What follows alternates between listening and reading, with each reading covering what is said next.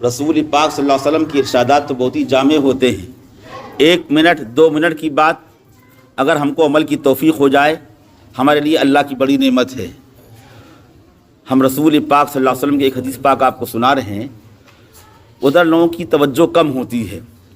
آپ نے فرمایا جب گھر میں داخل ہوا کرو، حدیث پاک کا خلاصہ، جب گھر میں داخل ہوا کرو تو بسم اللہ پڑھ کر داخل ہو.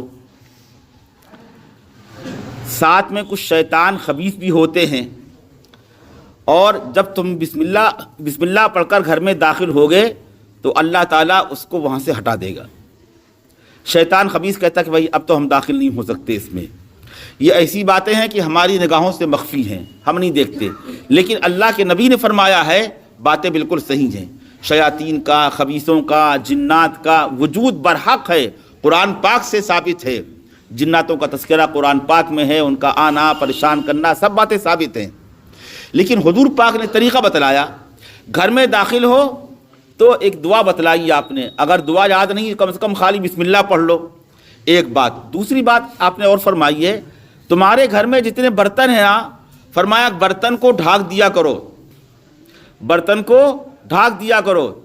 آپ نے فرمایا کچھ وبائیں ہیں رات میں چلتی ہیں، رات میں وبائیں کچھ ہوائیں ہیں اور وہ اس پانی کو جو کھلا ہوا رکھا اس کو متاثر کر دیتی ہیں اور اس کا نقصان ہوتا ہے.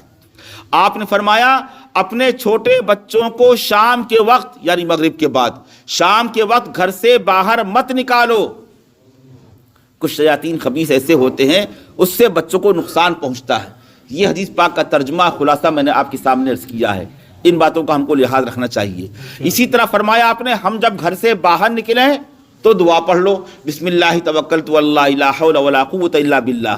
یہ چھوٹی چھوٹی باتیں ہیں، اگر ان باتوں کو اہتمام کریں گے ثواب بھی ملے گا اور بہت سے فتنوں سے ہم محفوظ بھی رہیں گے. اللہ تعالی ہم سب کو عمل کی توفیق نصیب فرمائے. وآخر دعوانا الحمدللہ رب العالمین.